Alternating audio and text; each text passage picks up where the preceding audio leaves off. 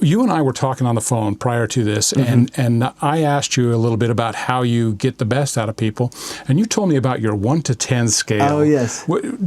Tell our listeners about that. I learned that in PT school, and it was like only one day class, but that class was so valuable. I remember it to this day, and I thought that it was just so interesting. So I've used it ever since, where, and we use this, for example, like with patients, and then also with the people that we work with. And I use it even like, I don't use it with my wife at home because she already knows, but she knows what I'm getting at. Good idea. But basically, like, so for example, a patient comes in and we tell them the plan that we're going to execute with them.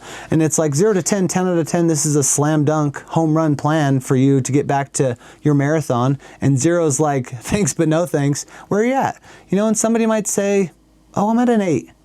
Hey, I really appreciate that. Like, I appreciate that number, and 8's a good number, but I'm just curious, like, why isn't it a 7 or a 6? And then they kind of like pause, like, what do you mean? Why is it not lower? Well, because I think this is good, and this is good, and this is good about it. Oh, great, I appreciate that.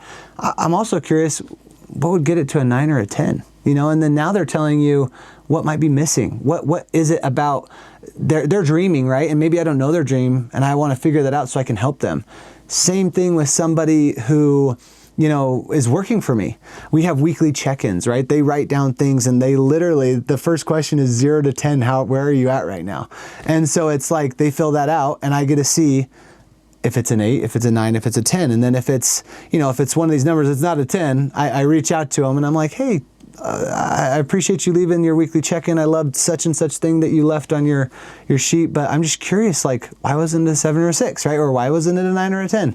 And then I've had some really great conversations, like one of our administrative assistants recently, she just didn't feel like, she recently graduated with her master's in business, like super awesome, very talented, and she came to me saying, like, I just feel like I have so much more to give. And I just was blind. I've got so many things going on, trying to figure out all these different things for the business, where she needed to relay that message to me. And that was from like an 8, right, that she gave out of it. And then we had a conversation, and now we have her doing stuff for like planning events. She wants to be like our event planner and client satisfaction. And I'm just like, this is amazing. Like, we need somebody like that. You find things that, like, you didn't, I knew we needed that, but I just didn't have time to sit down and do it. And she's like, I'm ready to go. I'll take this on. I'm going to take this as a responsibility. Now she's super motivated.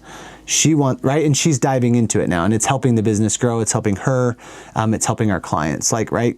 Does it help the company? Does it help the people that work for us? And does it help the client or the customer? So just having those conversations, I think, with people as a coach or a leader or a CEO or whatever, like, I think those are really valuable, because I think you're like, what you want as a CEO or supervisor, they can give it to you, but sometimes you have to have those conversations with them, or know if they're at an 8 or a 7 as opposed to a 9 or a 10. So I love that so much, because I think that quite often, one of my pet peeves in industry is employee evaluations. You have a yearly evaluation, and you have to sit down and go through a yearly evaluation. And usually, the company says, well, you can't rate them the highest, or else they've got no room to grow. And you don't want them to be the lowest, or else they should be fired. And right. So you've got this game that you're playing with. Right. We're always looking for, how do we raise the score? And the way that you ask that question is just genius. When someone says, I believe that I'm at an 8, what's your job satisfaction? Between 1 and 10, where are you at? Yeah. I'm an 8. Well, why isn't it a 6? That's a question that gives them that they're like, why is he asking me that? But then they tell you the positive things that they like about the job, and it helps them understand what it is that gives it that 8 exactly. score. And if you ask that first before you say, why isn't it a 10, then they start giving you all the positive things about it. Then you ask them, well, why isn't it a 10? Then they can give you the constructive feedback. They're in the right mindset to do that. So I think it's something that all of our listeners should take out of this conversation, is that when someone gives you a score, ask them why it's not lower. Yeah. And they'll give you the positives. Yeah. And then ask them why it's not higher, and they'll give you the opportunities. Yeah, because sometimes you think you know what they like about the job, and then they say it, and you're like, oh, that's the positive of this job. Okay, and then it kind of helps too, potentially, with recruiting. Like, we can offer these things that people have said they liked, right? And it gives you information to then